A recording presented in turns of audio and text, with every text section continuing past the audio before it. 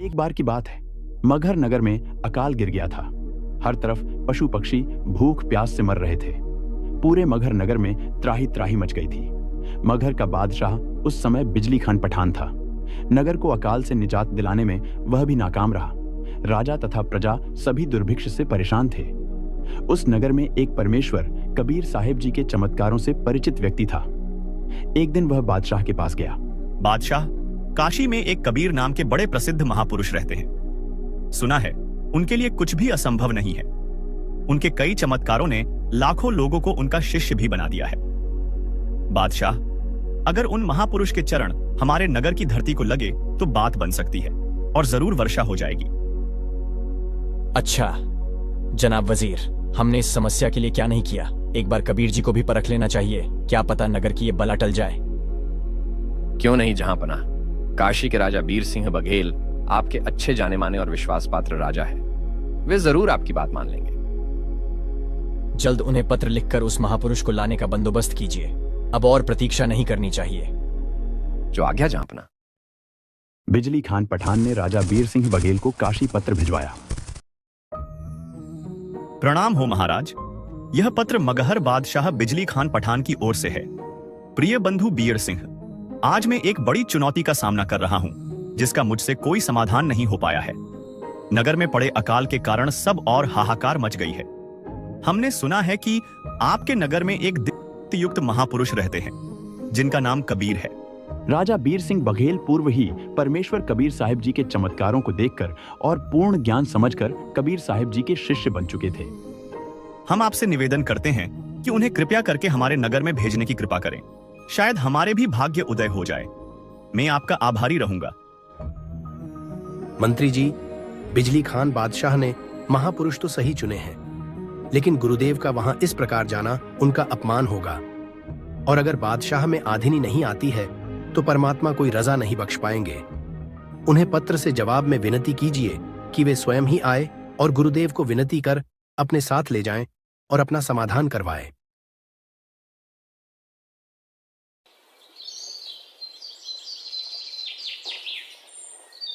अस्सलाम वालेकुम जहांपनाह। यह पत्र काशी नरेश राजा बीर सिंह बघेल जी की तरफ से है। प्यारे बंधु बिजली खान जनाब, मैं आपके पत्र को स्वीकार कर चुका हूं और मैं ये खुशी जाहिर करना चाहता हूं कि आपने बिल्कुल ठीक और 100 आने सही महापुरुष को चुना है। मैं दृढ़ता के साथ आपको विश्वास दिलाता हूं कि आप अल्लाह की जात परमेश्वर कबीर साहिब की रजा से जरूर इस समस्या से छुटकारा पा जाएंगे, क्योंकि मैं स्वयं उनसे खूब परिचित हूं और उनका ही भक्त भी बन चुका हूं। लेकिन मैं आपसे निवेदन करना चाहूंगा कि संत मते के अनुसार महापुरुष या संत महात्मा को आदेश देकर बुलाना उनका अपमान ही है, क्योंकि इस प्रकार वे आपके नगर आ भी जाएं और रजा न बख्शे तो कोई औचित्य नहीं रह जाता। मैं आपसे अनुरोध करूंगा कि आप स्वयं ही उनके पास आए और प्रार्थना करके अपनी समस्या बताएं। निश्चय ही मगहर की यह अकाल की समस्या नहीं रहेगी। जनाब वजीर, काशी चलने की तैयारी की जाए। हम स्वयं ही चलकर उनसे यह अनुरोध करेंगे।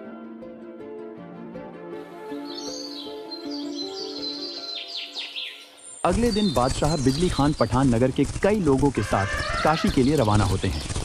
कुछ दिन की यात्रा के बाद बादशाह का काफिला काशी राजा बीर सिंह बघेल के यहाँ पहुँचता है। दोनों राजा कबीर साहिब की कुटिया पर पहुँचते हैं।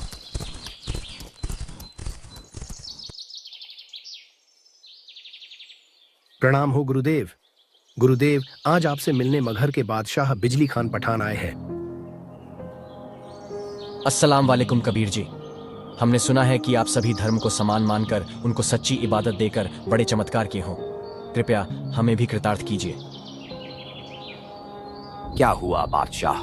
मुझ गरीब से ऐसा क्या हो सकता है जो आप बादशाह भी नहीं कर पाए? हे अल्लाह की जात, आपके चेहरे से ही जान पड़ता है कि आप कोई सामान्य व्यक्ति या संत नहीं हैं। आप जरूर कोई दिव्य शक्ति है। हे महात्मा, हमारे नगर मगहर में त्राही त्राही मची हुई है। भयंकर अकाल के कारण रोज घरेलू पशु पक्षी दम तोड़ रहे हैं। अगर कुछ दिन और ऐसी ही स्थिति रही तो आमजन को नगर त्यागना पड़ेगा। ना कोई वर्षा हो रही है और ना ही नदी नाले बह पा रहे हैं। हे महात्मा, आप कृपया करके हमारे साथ चलिए और रजा कीजिए। ठीक है बादशाह, मैं जरूर आपके साथ चलूंगा और अल्लाह से अर्ज करूंगा। भगवान ने सुन ली तो आपका काम बन जाएगा। सभी बहुत खुश हुए और कबीर साहब घोड़े पर बैठकर मगहर के लिए चल पड़े। उधर से गोरखनाथ जी, जो स्वर्ग में थे, को पता चला कि मेरी जन्मस्थली गोरखपुर के पास अकाल गिरा है और वहां वर्षा के लिए कोई महापुरुष आ रहा है। ऐसे तो ये मेरा और नाथ परंपरा का नामो निशान मिटा देंगे। मैं स्वयं जाऊंगा और अकाल से राहत दिलाऊंगा। गोरखनाथ जी मगहर रियासत की बनी में आकर बैठ गए। कबीर साहब और बादशाह का काफिला उसी रास्ते से आ रहा था। कबीर साहब ने गोरखनाथ जी को पहचान लिया और उनका उद्देश्य भी जान गए। अरे बादशाह, आप इतनी दूर वहां काशी क्यों आए? आपके यहाँ महापुरुष तो पहले से ही विराजमान है। वो देखो उस पेड़ के नीचे बैठे, उनसे निवेदन करो, वे आपकी समस्या मिटा सकते हैं। बादशाह और कुछ लोग गोरखनाथ जी से जाकर निवेदन करने लगे। गोरखनाथ जी खड़े हुए और पास ही एक सूखी तलैया थी।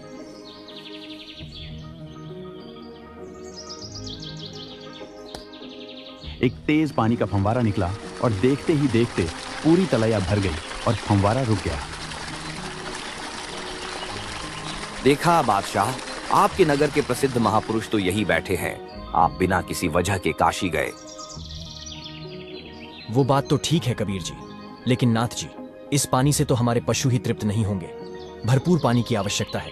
अच्छी वर्षा हो, ऐसा कुछ कीजिए। इस नगर में वर्षा का कोई संयोग नहीं है और ना ही कोई करवा सकता है। बुलाओ उसे जो यहाँ वर्षा करवा दे। मैं भी देखता हूं ऐसा कौन है। इस नगर का यही क्रमलेख है। अभी 2 वर्ष कोई बरसात नहीं होगी। ऐसा कहकर गोरखनाथ जी जाकर बैठ गए।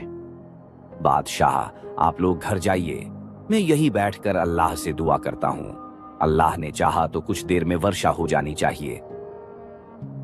जैसी आपकी आज्ञा महात्मा, लेकिन हम घर जाकर क्या करेंगे? आपको ऐसे छोड़कर कहां जाएंगे? बादशाह और नगर के लोग मायूस से होकर दबे पांव नगर की ओर चल पड़े। कबीर साहब उस तलैया से कुछ दूर जाकर बैठ गए।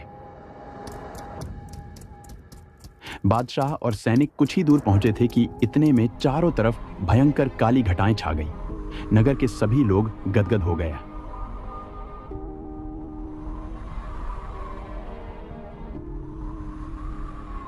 कुछ ही देर में नगर में भयंकर वर्षा शुरू हो गई। देखते ही देखते चारों तरफ पानी ही पानी हो गया। काफी देर की वर्षा से सभी नदी तालाब भर गए। बादशाह और नगर के सभी लोग बड़ी खुशी से कबीर साहब के पास पहुंचे और जयकारे लगाने लगे। कबीर साहब को बड़े आदर के साथ नगर लेकर आए। बादशाह, बिजली खान पठान ने तथा कई अन्य लोगों ने कबीर साहब जी से दीक्षा प्राप्त की।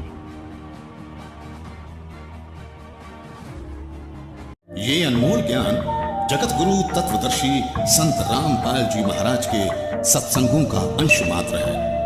संपूर्ण आध्यात्मिक ज्ञान के लिए सुनिए संत रामपाल जी महाराज के मंगल प्रवचन।